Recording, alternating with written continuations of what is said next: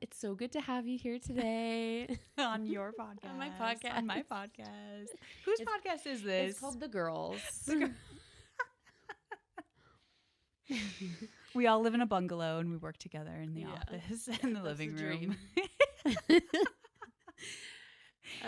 Okay, cool. All right. Awesome. So I'm curious what made you decide to do the rebrand. So you were Lomanova and now your Business Flow Group. Mm-hmm. So I want to hear more about that. Ooh, okay. Yeah, for sure. So I think that, there's that quote that says like, what got you here isn't going to get you there. Mm-hmm. And I think when I was building the business and I was really feeling like we've been in business for a few years now and we've hit growth, and it's like, okay, what is that next milestone? Mm-hmm. And what does that look like? And the more I really thought about the vision, the more I was like, we've outgrown our brand really. And I think when I started it,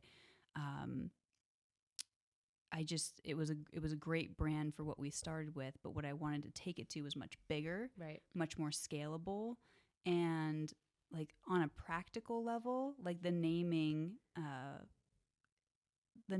of it was like obscure because I wanted to trademark it. And that was like that. My lawyer was like, she was like, Rebecca, if you want to trademark it, it has to be like something totally obscure and weird because everything else is trademarked. But okay. And I remember with Lomanova, you had like this story behind the name. Yes. And so what's the story behind the Business Flow Group name? Yeah. So the story with Business Flow Group is much more straightforward. It's like, where is your business out of flow and how do we get it in flow? Because like when you're in flow, when it's like you're in the flow state, when you're focused, when you're zoned in, everything moves easier. It moves at a faster rate. And as I've been working more and more with businesses, like when I see a business get to this flow state, it's almost like something magical happens where like the business owner is like having so much fun and we're laughing and joking. And it's just like, everything's just so much more enjoyable versus when I first start with a business and it's just like they hit bottleneck and like road stop after road stop, things are just not working and they're stressed and they're anxious and they feel behind. And it's like,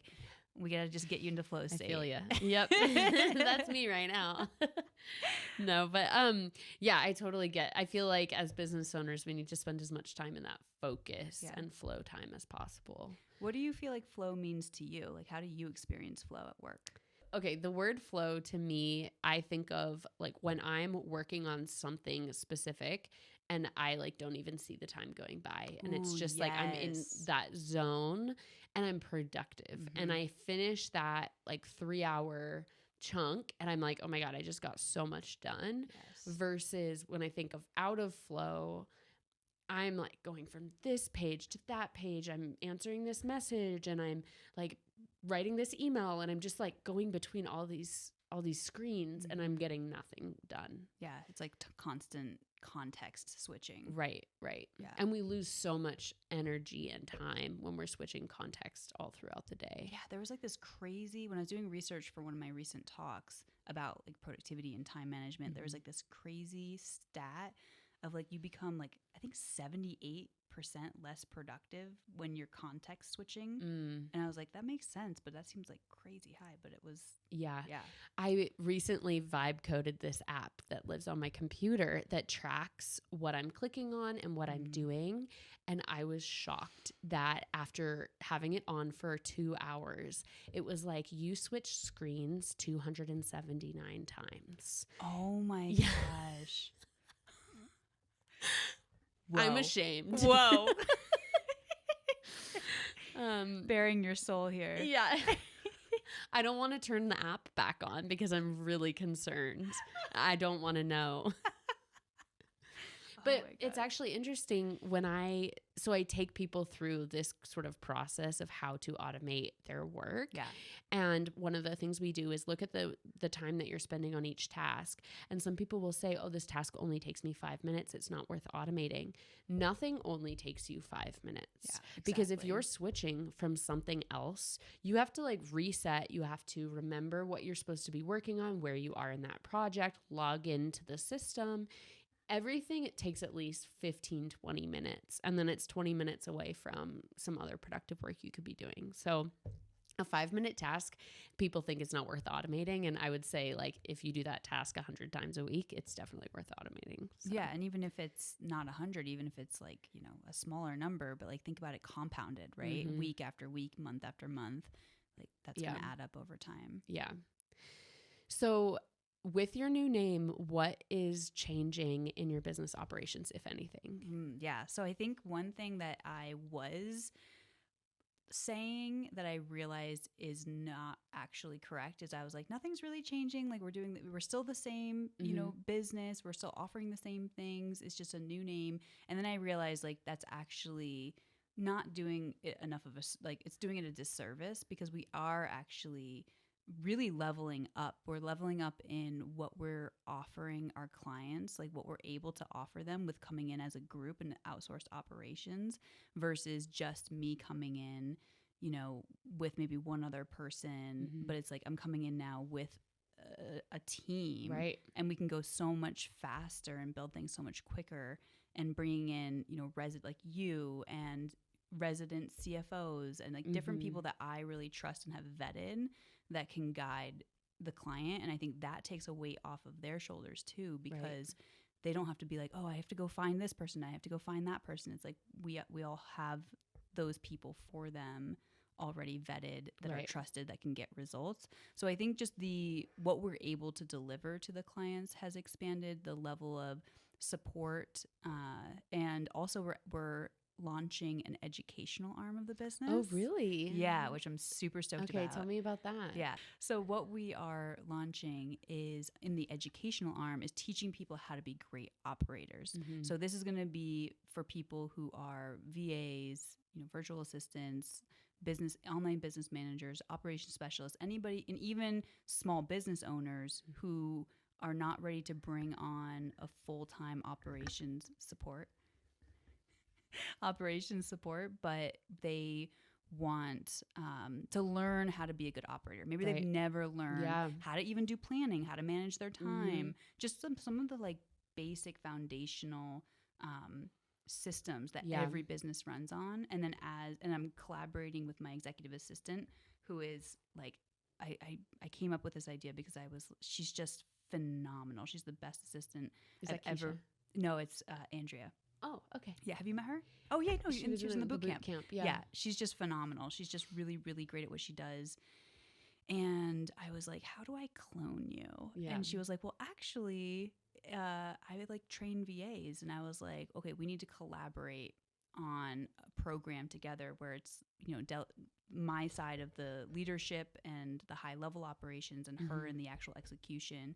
And so we're coming up with this really cool program. I think that's so important because so many people go into business because they have this specific skill or something that they like to do.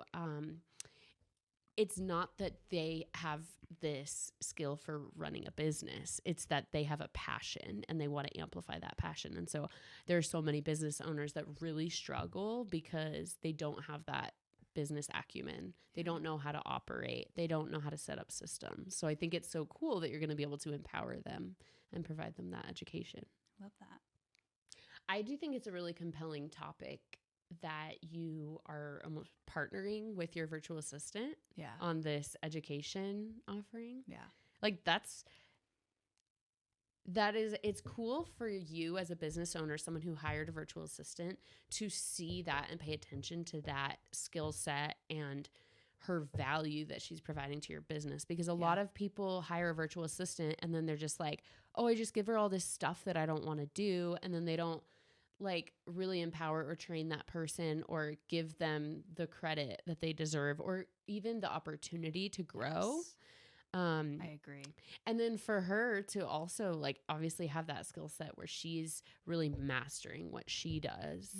And then to be able to expand that for other VAs is very cool. Yeah, I think it's super cool. I mean, I'm really passionate about team and empowering team and, raising the bar a little bit at a time so that they can have space, kind of like the goldfish of like, giving them space to grow and make mistakes and be like, what do you think about this idea? And, she was like, oh my gosh, like I've never like, I've wanted to do this, but like I haven't done it. And I'm like, well, let's do it. Like, and have the privilege of being able to have the business and I can drive it in that direction. It's very rewarding to be like, okay, let me give back in this way. It's obviously beneficial for me, right? But it's like, it's very beneficial for her as well. So when you first hired her, I'm curious, like, did you feel like, what were your criteria in hiring a VA? Like, how does someone find a really good VA?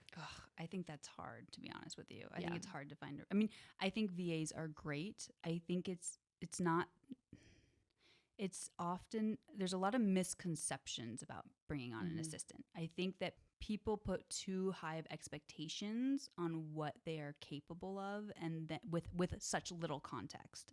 I think they, don't have the time or the systems built out, and they're like, oh, just do this, just do that. And they kind of expect like, well, I gave you this information, like you should be able to know how to do it.